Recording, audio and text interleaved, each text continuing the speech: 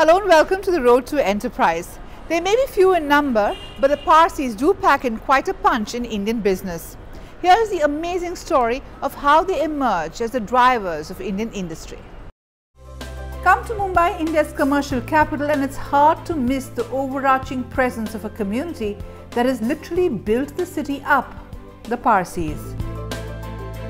From landmark hotels to hospitals and billion-dollar global conglomerates, the heart of what was Bombay still reverberates with the presence of old merchant princes who gave way to new age empire builders.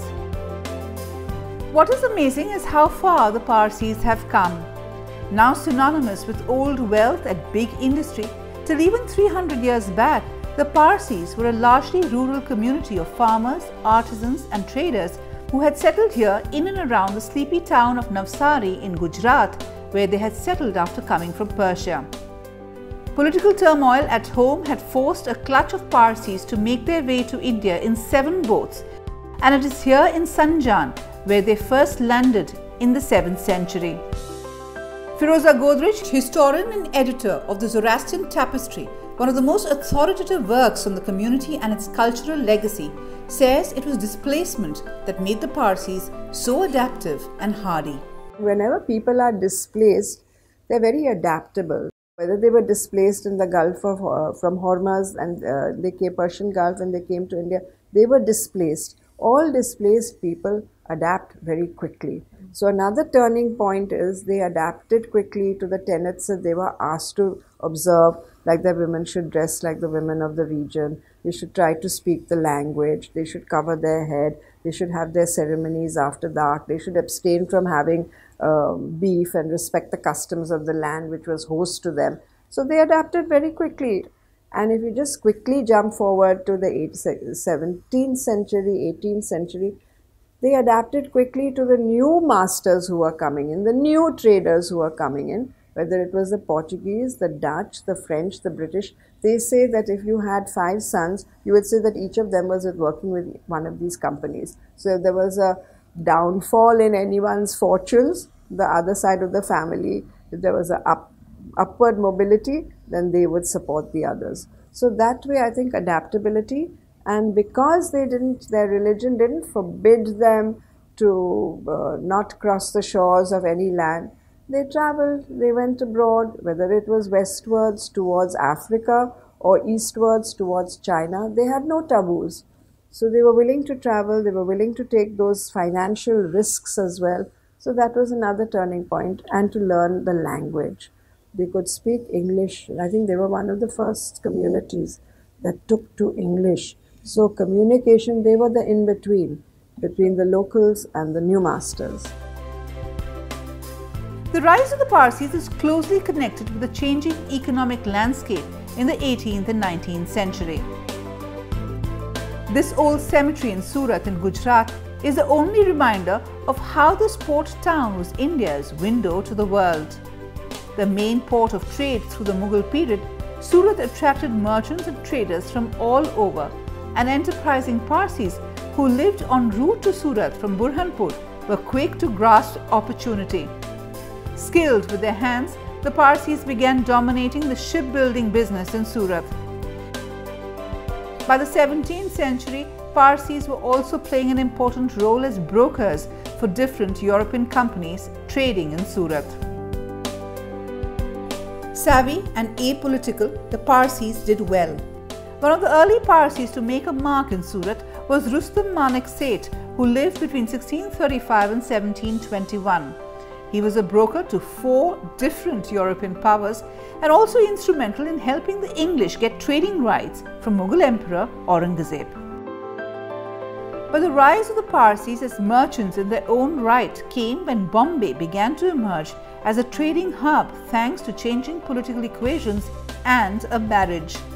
The fall of the Mughals and the attack on Surat forced the British East India Company to move to Bombay, a set of islands that were part of the dowry that the British king got from his Portuguese bride. The Parsis were invited in, and they quickly began to drive trade of opium to China. Lucrative as it was, many fortunes were made and the 19th century came to be dominated by three great Parsi merchants who later became British baronets with the hereditary title of Sir. These were Sir Jamshedji Jijiboy, Sir Dinshaw Manakji Pettit and Sir Kawasji Jahangir Ready Money. Today, numerous buildings and institutions across Mumbai stand testimony to the legacy of these men. The East India Company wasn't willing to take many financial risks. The Parsi traders and others with them, at one time there were about 90 to 100 Parsi traders in Hong Kong who would go with the monsoons and return if they sold all their goods. So they were willing to take those risks. They invested in the craft, the ships as well. First there were only sail ships, then the steam engine came. First it used to take them 3 months to go and 3 months to come back. Towards the end of this China clipper trade with the opium, it was 3 weeks. So the faster you took your goods and turned your money around, the faster you came back to do more and more and more. And they also had the hinterland of Bombay where they were willing to invest in the cotton or the opium and in the crop. It could have been a rotten crop, but they still had to pay their money up front. So those risks they were willing to take. And they didn't have profits from day one. They may have had 16 failures and 1 bumper profit. So that was another thing that... Certain personalities stand out. And when you look at these personalities, when you're putting together this book on them, what stood out for you with these people? I think they were extremely courageous as a personality, willing to take risk. They were really entrepreneurs because they built these empires themselves. They came as shipbuilders. Even if you take the Wadia, the Lavji Wadia family, they were par excellence carpenters and shipbuilders. But their ships were small. And when they got, when they got more and more confident, and when the British gave them the confidence to go ahead and do it, I think their entrepreneurial skill was their most lasting, enduring thing. And they were willing to take a risk. I think that was the most important thing. And it was their ability to, the word ready money, they don't go by that surname anymore, but they had the liquid cash that was required. Quite literally ready money. Yeah, quite literally ready money. But they did deal in opium. They knew the evils of opium. So you see, when you're studying the history of opium and the opium wars, towards the end, there were very, very few Parsis left in China dealing with opium. They were more into silver and silks and banking. You couldn't transport shiploads of silver to the banks in England. So the establishment of paper money as we know it today was really their ability to take that risk again, that no, we won't deal in bullion because if the ship sank, everything is gone with the bullion and everything. But the paper money, the hundis and the bills of promise that they had, so banking wasn't a... But all these four baronets who were rewarded for their entrepreneurial skills and their ability to finance projects, all came out of the opium trade pretty early in the story. When you look at Jamshedji Jijiboy, I think he stands out as an amazing character also because you cross the JJ flyover, you cross the JJ hospital, you cross the JJ School of Art. There's a lot that he left behind as a legacy. In many senses, he became the hallmark for he set the tone. He set the tone. Do you think, would you agree with that? He set the tone for what the community is today? Yeah, he did set the tone. He gave back. And many times we've been asked that why do you feel they did so much charity? Was it a sense of guilt because they made their money in opium? I said, no, it's not a sense of guilt. As I said, they came out of this business quite early. But they wanted to give back because they felt that if they did not give back financially and establish, for example, the JJ School of Art, it was meant to promote the industry, the crafts and arts of the west of this region, whether it was textiles, ceramics, iron making, painting, sculpture, drawing, all that.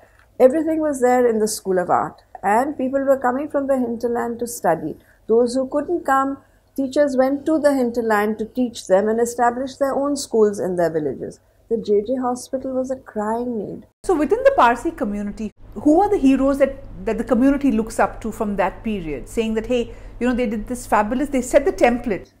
J.N. Tata, undoubtedly J.N. Tata, and his two sons, Sir Dorav and Sir Ratan, they went into everything. You know, they went into the hospitality business, the hotel, the iron and steel, the Institute of Science, atomic energy, fundamental research, name it, and they were... There is one, you know, group or a person that you would look up to, it would be? I would, personally, he's a hero for me. Really? Yes. From his life, what stands out in terms of he was such an entrepreneur and he was such a visionary, you know, I mean, he really looked ahead. You know, he looked ahead and he put his country before anything else. You know, when we were not, we were not even talking about a political struggle. Of course, 1857, the mutiny was there, but he wanted India to be economically self-sufficient.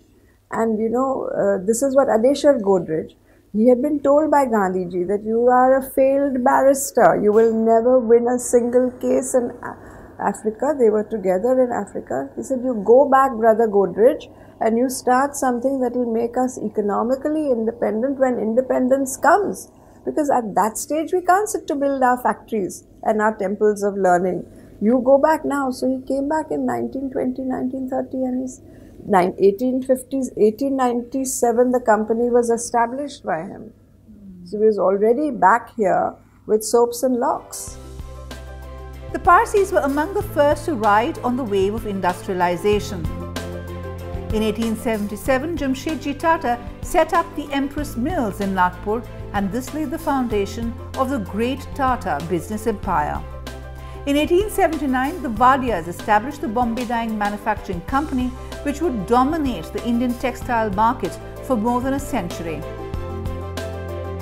In 1887, a small building contractor named Shapurji Palonji built the water reservoir in Malabar Hill, on top of which the famous hanging garden stands. 10 years later, in 1897, Ardeshir Godrej began manufacturing locks. The 1920s saw the rise of other great engineering companies like Thermax and Forbes Marshall. This was the beginning of the great Parsi business houses, and it is a testimony to Parsi's success that the one group that has remained on top of India Inc. through the decades, the Tata Group, has been around for 150 years. By the time India got its freedom, the Parsis were at the forefront of setting large industries and manufacturing plants in India. A new nation needed factories to produce and jobs to create. Forbes Marshall, a diversified engineering company based in Pune, was set up in 1958.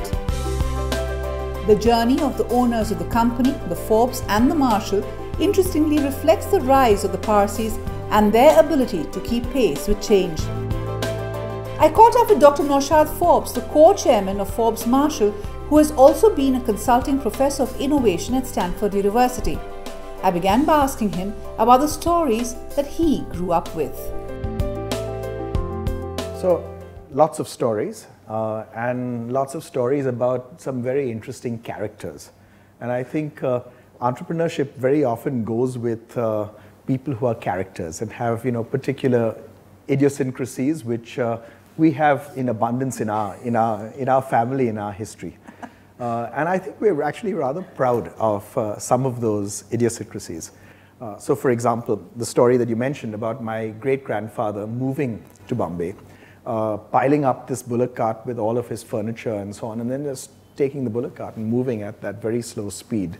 3 months it took him. 3 months to Bombay. With lots of stopovers. Yeah. And then getting into business, and he sort of went from one business to the other. You know, he started off in the cotton trade, but he also got into hay and into handling hay and supplying.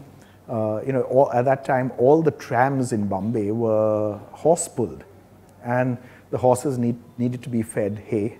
So he started getting concessions to bring in hay from the countryside and supply the horses of Bombay with hay so that the trams would run.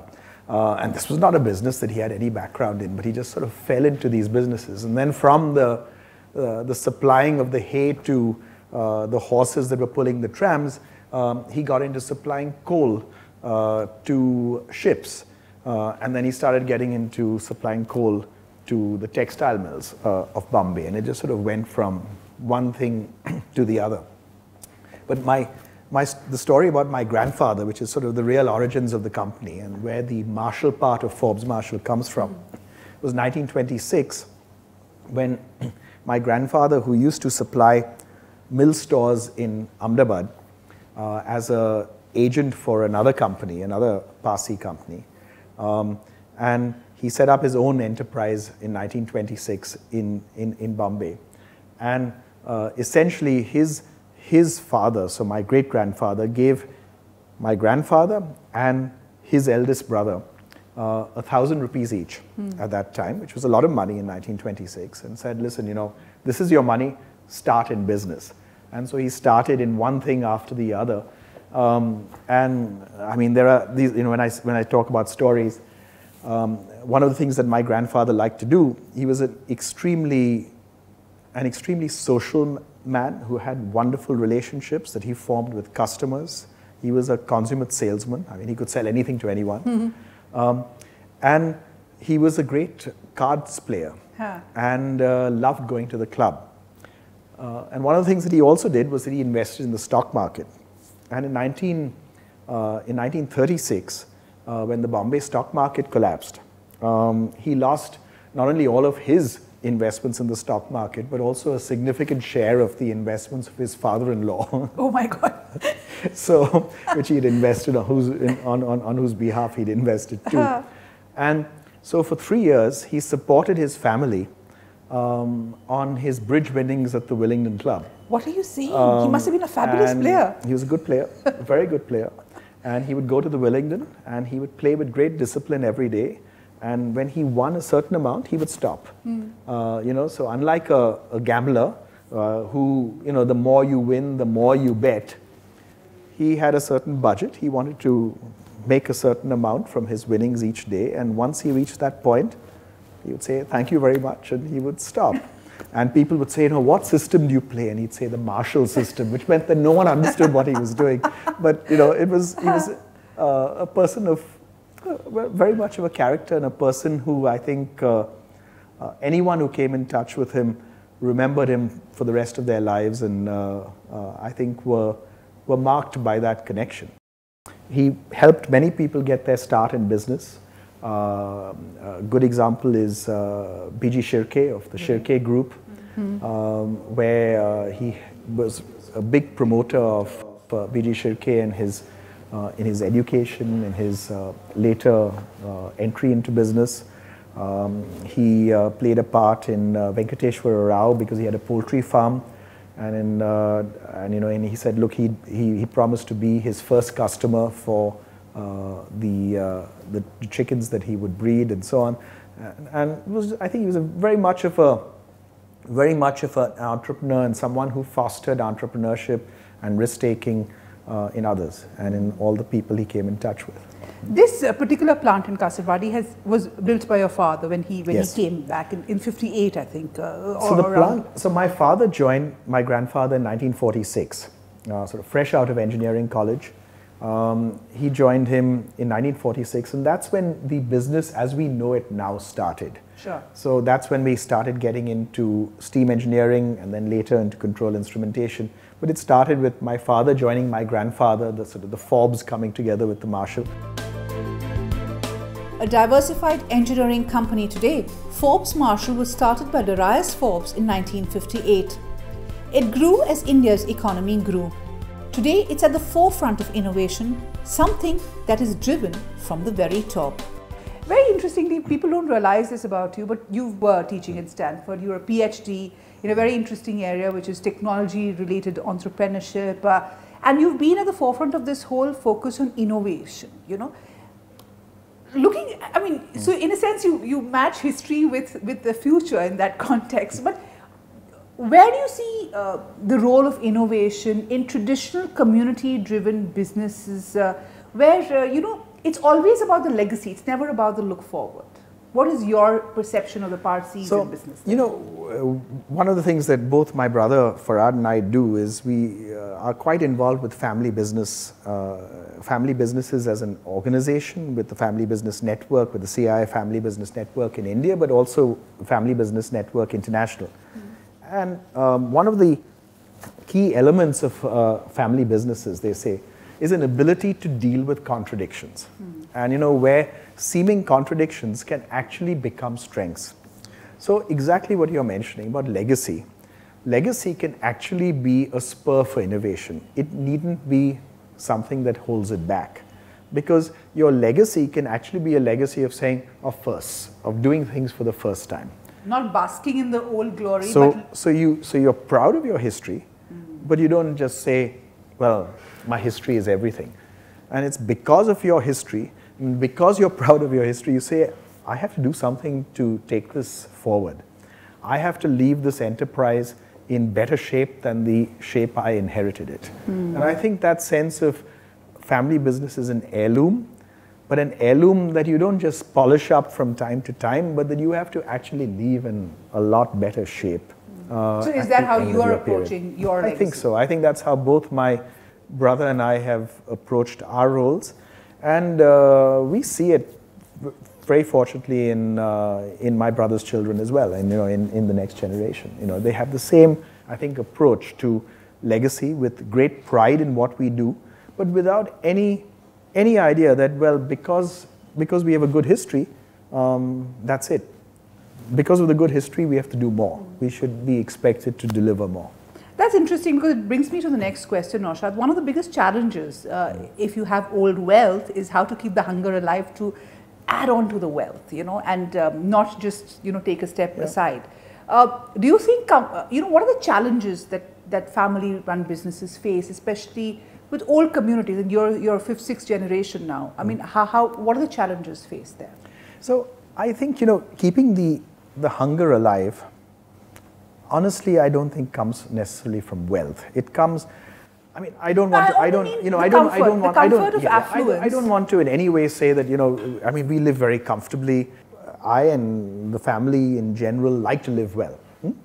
But wealth is not why we do what we do at work. I mean, you could probably live more comfortably if you sold the business, invested it, and lived off the interest.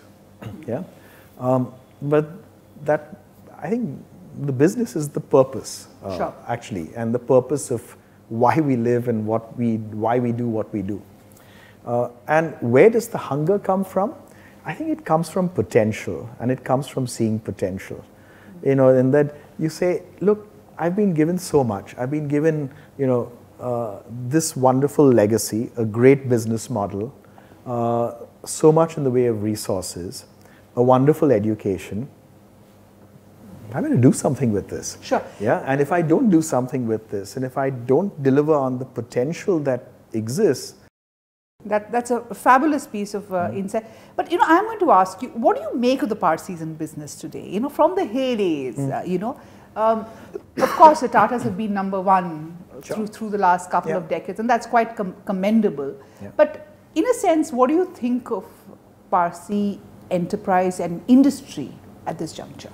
So I think I'm very proud that many of the companies that would be held up as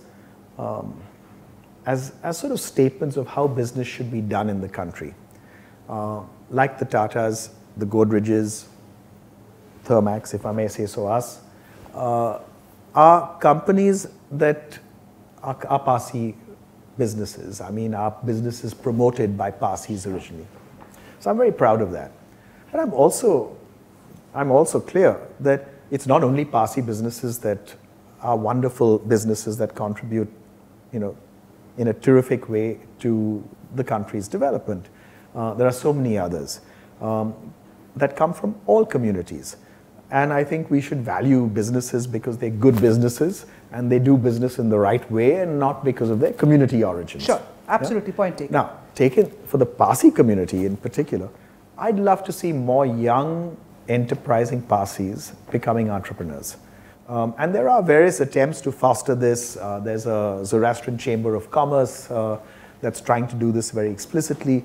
There are some, especially now, new economy startups that Parsis are involved in.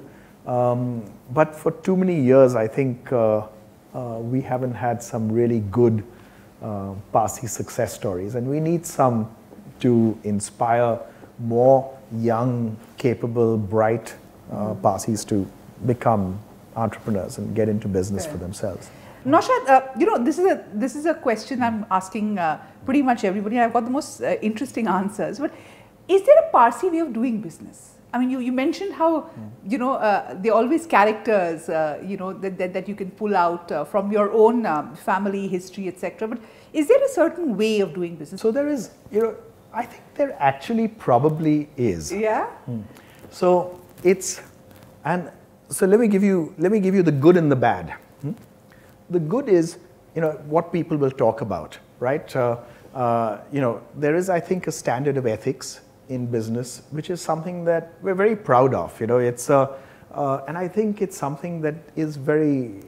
I would only encourage it to be more and more visible and clear, and hope that that becomes more of an example for more and more businesses.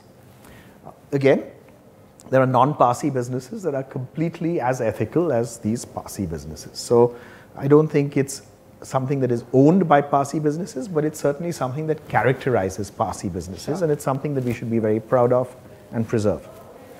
Second, there is a dharamsala. You know, dharamsalas are these Parsi homes that look after people. There is sometimes a dharamsala element to Parsi companies. Like what? Yeah, which is good and bad. Which is that people are around for a long period of time in these companies. I mean, all the companies that I'm talking about have people who stay with them for many, many years. And that's a good thing. It's, I would say, 90% good and 10% bad. Yeah? The 90% that's good is it generally involves a deep sense of loyalty and commitment to the company. It generally involves real investment in one's own skill sets and depth of knowledge. And that all shows up in really excellent ways of doing things. The 10% that's bad is that you sometimes tolerate then a lack of short-term performance, certainly, which you could probably be more demanding about. So there is that negative, but I think it's a relatively small negative in a much broader sea of positives.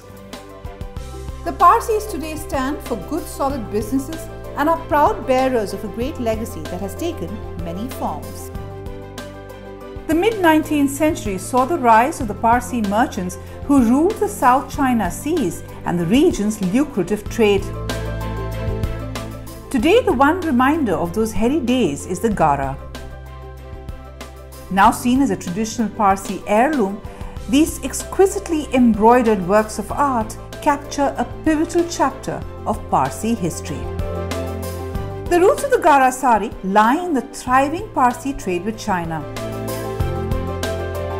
Considering that the oldest known Gara saris date back only to 1860s, textile experts believe that it was a Parsi response to the British craze for Oriental goods, which began with the Great London International Exhibition of 1862. Tulsi Vatsal, editor of the book Peonies and Pagodas, Embroidered Parsi Textiles, shares her perspectives on the origins of the Gara. Well, for us today, the Parsi Gara, that is these silk saris that were embroidered with Chinese motifs and imported from China, are a reminder of the enormous trade between India and China in the 19th century, which was spearheaded by the Parsis. It is a reminder of Parsi commercial enterprise. And when these garas were born in the 19th century, especially the last decades of the 19th century, they also made a statement. By this time, the Parsis were very successful, not only as professionals, as lawyers and doctors, but as entrepreneurs and businessmen with steel and cotton factories. And they and their wives were common presence at official functions, at public meetings, and so on.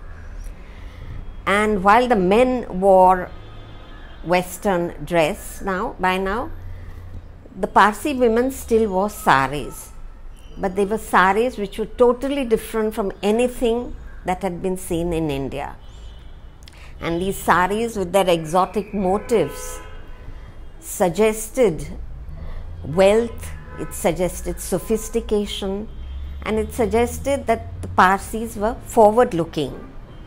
They were not going to they had abandoned the traditional saris that were available to the Parsis, and it was as if they were turning their backs on tradition.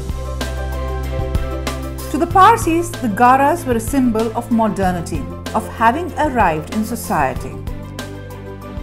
Initially, the beautiful silks embroidered at home by Chinese housewives were bought by Parsi merchants trading in the port city of Canton for their women folk back home. As demand grew, shops were set up in Bombay. Trade in the gara was, however, hit by the political turbulence of the 1930s and 40s. Over the next 2 decades, young Parsis had also moved on.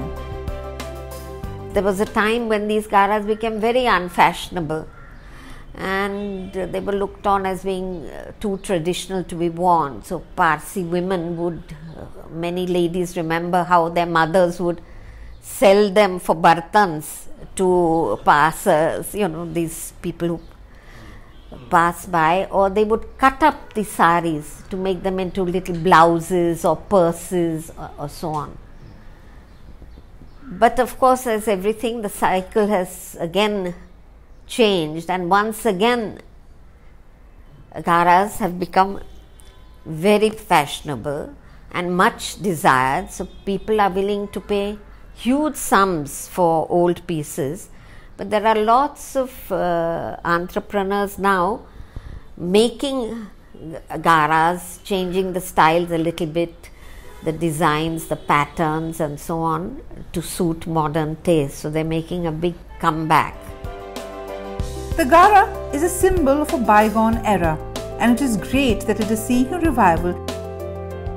Meanwhile, elsewhere, Parsi enterprise is intact and thriving. The greatest challenge for the community today, however, is to ensure that the well-earned legacy of Parsi enterprise is carried forward.